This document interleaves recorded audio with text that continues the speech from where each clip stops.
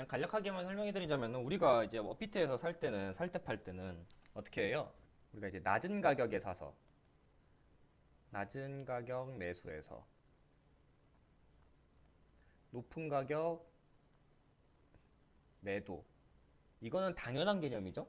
물건을 싸게 사서 비싸게 판다. 이건 당연한 개념이죠. 근데 공매도는 말 그대로 이건 그냥 매수고, 높은 가격에 사서 정확하게 높은 가격에 매도를 한 다음에 낮은 가격에 매수하는 거예요. 그러니까 얘는 먼저 팔고 그 다음 나중에 사는 거야. 근데 뭐 물건이 있지도 않는데 어떻게 팔 수가 있냐? 그러니까 판다라는 개념 자체가 뭐 물건이 있어야 팔 수가 있는 거잖아요. 근데 물건도 없는데 어떻게 파냐? 얘는 물건을 내가 샀으니까 팔 수가 있는 거였고, 근데 얘는 어떻게 물건도 없는데 먼저 팔 수가 있냐? 그래서 우리가 이제 공짜 쓰죠. 비닐 공짜 써가지고 없는 가격에 일단 팔고, 그게 팔리면은 낮은 가격에 이제 그 물건을 사는 거지. 하락하면 이득. 이거는 상승하면 이득. 반대로 얘는 상승하면 손해겠죠? 음. 얘는 하락하면 손해일 거고. 그래서 어쨌든 우리가 이제 뭐 주식시장에서도 보면은 뭐 미장이 있고 우리 한국장이 있을 거고, 그다음에 뭐 요즘은 이제 핫한 요즘 이제 베트남 주식이 많이 이제 핫하긴 한데, 음. 베트남 시장도 있고, 그다음에 뭐 또 뭐 있어, 일본, 중국, 여러 가지 나라가 있죠. 코인도 똑같아요. 코인도 우리나라에 이제 한국에 뭐 있어요? 대표적으로 이제 빗썸이 가장 크고, 우리나라에서는. 그다음 업비트가 제일 말썽도 없고 제일 간편하기도 하고, 그다음에 뭐 코인원, 뭐 이런 회사들이 있을 거고. 그다음에 뭐 이제 미국, 그다음에 중국, 뭐 기타 등등 나라에서도 다 나름대로의 거래소가 있겠죠. 그래서 미국에서 이제 가장 큰 게 이제 바이비트, 바이낸스랑 바이비트 하고 뭐 기타 등등 더 있기는 한데, 그래도 가장 우리나라에서 가장 유명하고 제일 큰 거. 바이낸스 같은 경우에는 전 세계에서 가장 커요. 바이낸스가 보니까 이거를 이제 크다와 작다를 어떻게 나누냐면은, 이제 결국에는 비트코인이라는 게 쉽게 말하면은 우리 탈모약이라고 생각해 봅시다. 탈모약이 총 100개가 있어. 그다음에 더 만들 수가 없어요. 왜? 내가 죽어버려가지고, 우리 고동 박사님이 죽으셔서 더 이상 만들 수가 없어. 이게 한정판이야, 한정판. 한정판. 그럼 이 탈모약이 이제 전 세계로 막 퍼지겠죠? 음. 전 세계로 퍼지면 이제 우리나라 한국에서도 퍼질 거고, 뭐 미국에도 갈 거고, 뭐 일본에도 갈 거고, 우리 전국에 이제 100만 탈모인들은 어느 나라든 다 있으니까. 그래서 어디든 갈 건데, 예를 들어서 한국에는 탈모약이 100개 중에 10개 있고요. 일본에는 예를 들어서 100개 중에 3개 있어요. 뭐 예를 들어서 중국에서는 100개 중에 한 15개 정도 들고 있고, 5개 할까? 계산하기 편하게.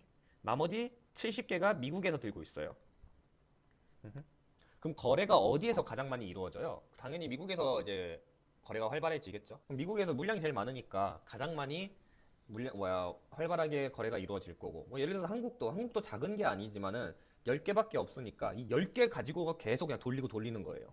그러다 보니까 이제 세력이 장난치기에는 어디가 더 좋아요? 예를 들어서 탈모약, 이게 한정판이니까 탈모약이 하나에, 탈모약 한 개에 100억짜리라고 해봅시다. 효과 빵빵한 우리의 탈모약이니까. 그쵸? 일본에서 가장 장난질 치기가 쉽겠죠. 물량이 몇 개 없으니까. 그래서 우리나라도 어떻게 보면은 그 장난질 칠 수 있게 하는 타겟 중에 하나예요. 그리고 심지어 우리나라는 또 나름 도박의 민족이어가지고 또 이런 거 좋아해, 우리나라 사람들은. 그리고 나름 코로나를 잘 극복한 나라들 중에 하나죠, 우리나라가. 외국 뭐 유럽이나 이런 나라들에 비해서는 백신이 없지만.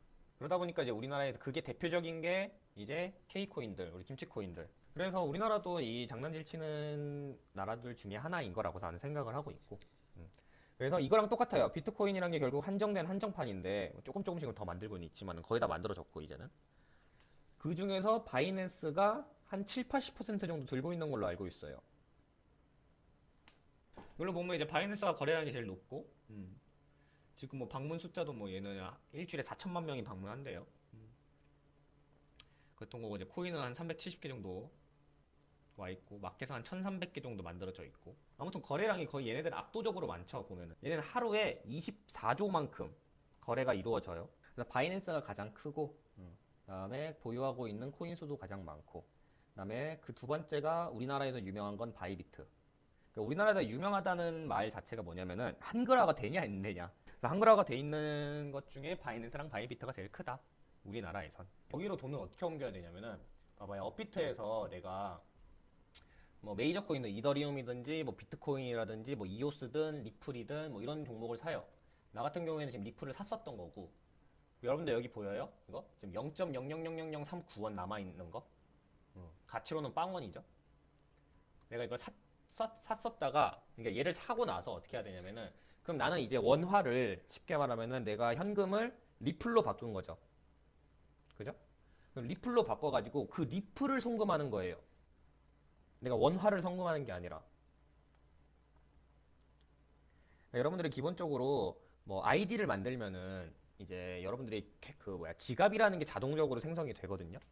어쨌든 계좌가 만들어지잖아요. 그럼 그 계좌 안에 리플이라는 종목이 들어가 있겠죠. 우리가 샀으면은. 그럼 이 리플이라는 종목을 이제 내가 어디다 옮겨야 돼요? 여기다가 옮겨야 되는 거야. 여기 이제 내 바이비트 계좌에다가. 그럼 바이비트 계좌에다가 어떻게 옮기냐면은 여기 이제 뭐가 있어요? 입금과 출금이 있죠. 그다음 교환도 이렇게 세 가지가 있고. 그럼 입금과 출금이 뭐냐면은 그러니까 이게 얘는 바이비트 계좌잖아요. 그럼 얘한테 뭐 해야 돼요? 이걸 입금해야 되는 거죠. 그럼 이 입금 버튼을 누르면 어떻게 되냐면은 이런 식으로 내 계좌에 대한 이 주소가 나와요. 그러니까 우리에서 뭐 예를 들어서 우리가 은행 거래를 하겠다 그러면은 여러분들 계좌에는 어떤 게 생성이 돼요? 계좌 번호라는 게 나오잖아요. 근데 얘는 이제 전자상 거래다 보니까 얘는 계좌 번호라기보다는 주소를 갖고 있어요. 그럼 이렇게 뭐 인터넷 주소 같이 생겨 있는 놈, 이 주소가 있으면은 이제 은행이랑 상관없잖아요. 그죠? 그러니까 우리가 신한은행을 쓰든 국민은행을 쓰든 하나은행을 쓰든 그 은행에 맞는 계좌번호가 다 다르잖아요. 근데 비트코인은 애초에 내 이 주소가 있다 보니까 이 주소에다가 입금을 하면은 돈이 입금이 되는 거예요. 그래서 이거를 복사를 해가지고 어디로 가냐? 업비트로 가요. 업비트를 가면 입출금 내역에 우리 여기 이제 리플이라고 있죠? 그럼 여기에 출금 신청을 눌러요.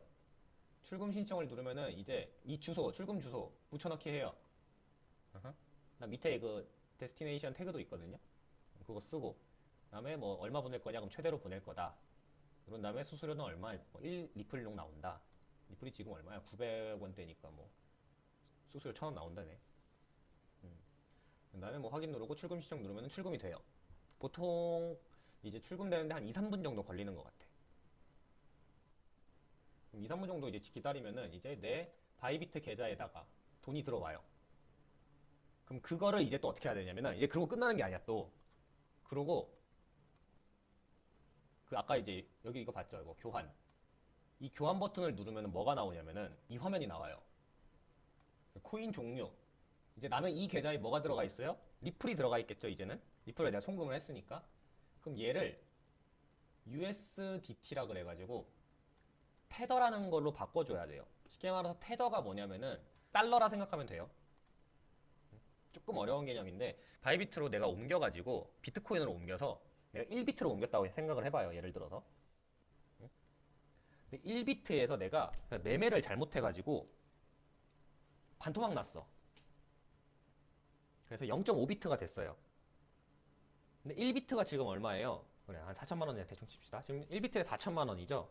4천만 원을 1BTC로 교환.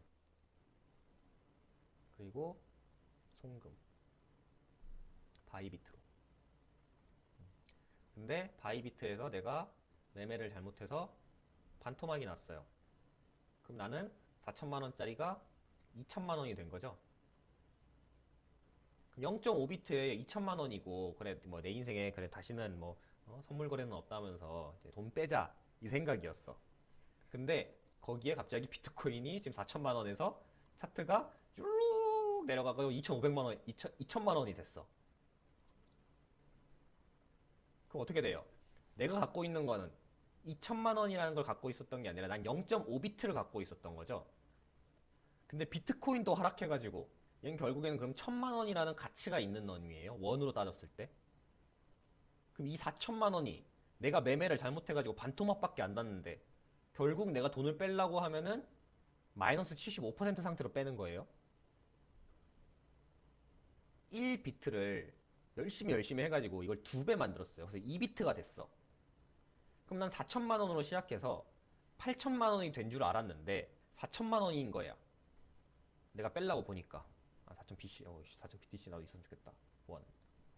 그래서 우리가 왜 보통 선물 거래라고 하는 게 이제 두 가지 이유로 엄청 위험하다고 얘기를 하는데 첫 번째 이유가 저거예요. 내가 손절을 했는데 손절과 비트 하락이 있으면은 나는 2배 이상의 손실인 거고 상승할 땐 김치 프리엄이 또 껴가지고 우리 아까 그 옮기는 거 있죠. 그럼 옮길 때 봐봐요. 내가 이 생각도 해야 돼. 리플에서 내가 만약에 1,000만 원어치를 1,000만 원어치를 내가 샀어. 그래서 바이비트로 옮기려고 해. 근데 우리가 김치 프리미엄이라고 예를 들어서 우리가 최대로 갔을 때는 김치 프리미엄이 한 40%까지도 갔었으니까 김프 40%면은 이게 바이비트 상에서는 가치가 얼마짜리 가치예요? 1,000만 원치 내가 리플을 샀어도 바이비트로 가면은 이거는 가치가 600만 원어치의 가치밖에 안 돼요. 김프가 껴버리면은 이런 식으로. 그럼 나는 송금을 했을 뿐인데 마이너스 40%로 시작이야. 애초에 시작이. 그래서 오히려 상승장일 때는 또 잘 안 해요. 애초에 내가 이 계좌에 돈이 있었던가 옛날부터.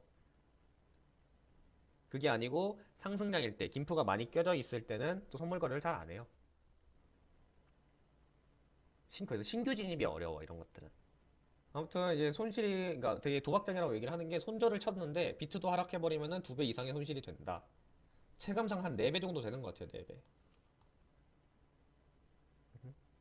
그냥 나는 그냥 쉽게 말해서 나는 한 마이너스 3% 손절했는데 실질적으로 난 한 마이너스 10% 정도 손절했다고 생각하시면 돼요. 레버리지의 뜻이 뭐예요? 결국에는 이게 대출이에요. 대출. 쉽게 말하면은. 레버리지가 결국에는 뭐냐면은 내가 예를 들어서 내가 딱 100만 원을 갖고 있는데 딱 100만 원 어치까지밖에 우리가 매수를 못 하죠. 100만 원밖에 없으니까. 내가 100만 원 있는데 1000만 원어치 사고 싶다 그래가지고 어떻게 1000만 원어치를 사요? 그걸 살 수가 있어요. 그게 선물 시장인 거고 쉽게 말하면은 내가 100만 원밖에 없는데 나는 1000만 원어치를 사고 싶다. 그러니까 나는 곱하기 10배 해가지고 1000만 원어치를 사고 싶다. 그러면은 살 수가 있어요. 그럼 내가 1000만 원어치를 샀다라고 하면은 수익은 예를 들어가지고 100만 원으로 그냥 우리가 업비트에서 내가 샀어. 근데 이게 어떻게 운이 좋아가지고 플러스 100%가 됐네? 그럼 얼마 되는 거예요, 이거는? 200만 원 된 거죠? 이 200만 원이란 거는 내 원래 원금 100만 원이랑 원금 100만 원에다가 수익 100만 원 이렇게 측정돼가지고 총 200만 원이 되는 거죠. 근데 여기 레버리지를 쓰면은 100만 원어치를 내가 10배 땡겨서 1000만 원어치로 1000만 원 사가지고 이게 100%가 됐어요. 그럼 난 얼마를 얻는 거예요? 총 1100만 원을 얻어요. 이 1100만 원은 내 원래 원금 100만 원과 원금 내 수익률 1000만 원 수익. 그래서 총 1100만 원을 벌 수가 있는 거야. 총 1000만 원 벌 수 있는 거예요. 쉽게 말하면은. 그죠? 그래서 똑같은 100%인데 나는 누구는 100만 원밖에 못 벌고 누구는 1000만 원을 벌 수가 있는 거야. 똑같은 100%를 먹어도. 둘 다 시작은 100만 원으로 시작을 했고 둘 다 100%를 먹었는데 한 사람은 100만 원어치 수익인 거고 한 사람은 1000만 원어치 수익을 벌 수가 있는 거예요. 얼마나 좋아. 그러니까 실질적으로 나는 그럼 몇 퍼센트야 수익이? 1000%잖아. 수익률이 실제로는. 그래서 이게 여러분들이 그 계좌에서 막 가끔 이제 계좌 인증하는 거 보면은 진짜 갑자기 막 600만 원으로 시작했는데 막 한 200억 됐어요. 뭐 이런 사람들 있잖아. 그래서 이게 불가능한 얘기는 아니에요. 불가능한 얘기는 아닌데 내가 봤을 때는 이게 나는 여기서부터는 분석은 아니고 도박인 것 같긴 해서 이게 왜 도박이라고 내가 얘기를 하냐면 이제 그 다음 걸 알면 돼. 그러면 그래 내가 수익 봤을 때는 얼마나 좋아. 좋은데 반대로 손실일 땐 피트에서 100만 원어치를 매수를 했어. 근데 이게 내가 손실이 마이너스 10%네. 그럼 얘는 얼마가 되는 거예요? 100만 원에서 마이너스 10% 빼면 90만 원이 되겠죠? 그럼 난 10만 원 손해 보는 거잖아. 근데 내가 똑같이 그럼 난 100만 원으로 시작해가지고 이게 1000만 원 어치가 된 거죠. 이걸로 내가 마이너스 10%가 됐어. 그럼 나는 1000만 원 어치의 마이너스 10%는 얼마예요? 이게 마이너스 100만 원이잖아. 근데 내 원금은 얼마야? 100만 원이죠. 빵원 된 거야, 빵원. 빵원 된 거니까 난 실제로는 손실률이 몇 퍼센트예요, 얘는? 얘는 마이너스 100%예요. 그러면 이게 또 이런 의문이 있을 수가 있지. 그래, 그럼 내가 알았어. 100만 원 시작했어. 100만 원을 시작해서 그래, 내가 10배 땡겼어. 그럼 1000만 원어치 배팅을 해. 근데 얘가 마이너스 10% 가면은 그래, 내가 빵원 되는 건 알겠어. 근데 그럼 마이너스 20% 가면은 얘도 어차피 빵원 아니야? 마이너스 30% 가도 빵원이잖아요. 그럼 난 어떻게 보면 10% 마이너스 10%부터는 똑같은 빵원이네? 올라오면 팔면 되겠네. 그냥 무한 존버하면 되는 거 아닌가? 그런 생각을 할 수도 있죠. 근데 거래소에서 그렇게 해줄 이유가 뭐가 있어? 그러다 보니까 처음에 내가 이 100만 원은 쉽게 말하면 이건 담보예요, 담보. 그래서 이게 10배를 땡겨줬는데 1000만 원어치를 그래서 땡겨줬어. 근데 얘가 마이너스 10%가 돼가지고 내 담보보다 값어치가 더 떨어졌네? 그래서 빵원이 됐네? 그럼 어떻게 돼요? 이 100만 원은 자동으로 팔려서 자동 청산된다 얘기를 해요. 그래서 이게 그 우리 코인 시장, 선물 시장에서 막 청산 얘기하는 게 이 청산이에요. 근데 이 레버리지를 몇 배까지 땡길 수가 있냐면은 내가 지금 10배라고 얘기를 했는데 이게 많이 땡길 수 있는 데는 125배까지 땡길 수가 있어요. 곱하기 125. 보통은 그래도 곱하기 100배까지는 가능해요. 100배. 그럼 내가 이거를 100배를 땡기면 어떻게 되냐면은 100만 원으로 1억치가 되는 거야. 1억치. 곱하기 100만 원. 그럼 여기에서 내가 만약에 마이너스 1% 정도 1%만 되잖아요. 1억의 1%가 100만 원이잖아요. 마이너스 1% 되면 얘 바로 청산이야. 그래서 0원 돼요. 0원. 1%만 내려가도. 그러니까 내가 예를 들어 가지고 바이비트에서 이게 지금 몇 퍼센트야? 이게 0.6%죠. 여기 보일 거예요. 여기. 보이죠? 얘 0.6%짜리예요. 얘는 0.7%짜리고. 그럼 내가 여기에서 예를 들어서 여기에서 내가 더 갈 것 같아가지고 여기서 우리 가자 막 외치면서 내가 100배를 땡겨. 근데 사자마자 뚝뚝뚝 떨어졌네? 몇 퍼센트 떨어졌어요? 지금 1.1%, 1.2% 이렇게 떨어졌죠. 떨어졌죠. 그럼 어떻게 되는 거예요, 그냥? 15분 만에 내 100만 원은 없어지는 거예요. 날아가는 거야, 청산돼서. 한 줄 요약. 선물 시장은 첫 번째로 입금하기가 간편하진 않다. 두 번째, 수익을 극대화할 수 있지만 손실 또한 극대화 될 수 있다. 내가 그래가지고 이게 지금 보면은 얼마에 들어간 거야 이게? 565달러에 들어간 거예요. 쉽게 말하면은 565달러면은 여기에요. 여기 지금 이거 빨간 줄 보이죠? 여기에서 지금 이만큼밖에 안 갔어요. 이게 몇 퍼센트짜리냐면은 실질적으로 비트코인 캐시 5분봉으로 봤을 때 어디에요? 내가 지금 매수한 라인이 한 이쯤 라인 되죠? 그래서 지금 이 정도 라인이 됐어요. 몇 퍼센트야 이게? 1% 옮긴 거야. 1%. 근데 그게 여기 선물 시장에서는 실질적으로는 1.5% 움직인 건데 저는 지금 마이너스 15% 손해보고 있다. 공매도가 되니까 내가 예를 들어가지고 여기에서 공매도를 했어.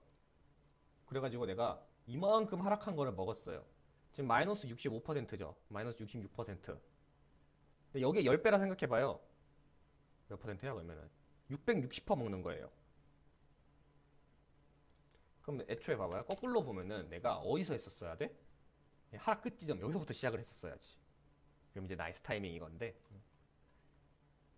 지금도 이제 나름 하락 추세기는 해서 결국 큰 그림에서 봤을 때는 하락 추세니까 나도 이제 어떻게 보면은 숏을 친 거고 공매도를 한 거고 근데 또 4시간 보고로 보면은 이게 반등 주고 있거든요. 있으면은 장점이 뭐냐면은 업비트 가지고 방송을 하잖아요. 그래서 나도 이게 단타 자리가 나오면은 같이 하죠. 단타 자리 나오면은 단타 같이 해서 우리 몇 퍼센트 먹어요? 한 4%, 5% 먹잖아요. 많이 먹으면은 진짜 많이 먹을 때는 한 10%까지도 먹는 거고. 근데 만약에 자리가 안 나오면 안 하잖아요. 근데 내가 선물을 한다는 거는 어떻게 보면은 이제 상승 시작할 때는 업비트에서 가능하고 하락 시작할 때는 바이비트에서 가능하고 그러니까 어떻게 보면은 이제 둘 다 해먹을 수가 있는 거죠. 그러니까 상황에 따라서 단타를 스윙으로 바꾸면 된다고 말씀하시는데 맞는 말이긴 하거든요. 단타이자 스윙인 자리가 나오는데 그게 지금이 아닌 거예요.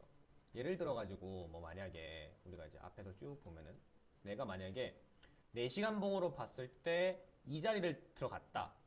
그럼 얘는 하나짜리에 4시간짜리죠. 그럼 이 안에도 또 와이코프가 생길 거고 또 파동이 생길 거고 또 그러면 그거에 맞게 또 단타 자리가 나올 거고 그럴 거죠. 근데 내가 이 자리에서 만약에 단타를 했다라고 하면은 뭐 단타이자 스윙으로 들고 가면 돼요.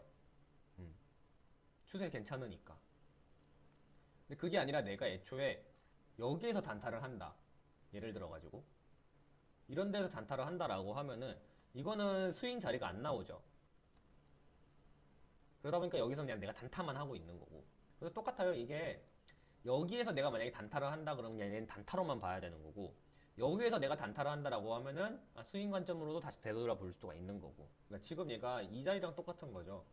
하락 후에 엄청 요동치잖아. 그럼 이 부분이다 보니까 우리가 지금 스윙으로 안 돌리는 거예요.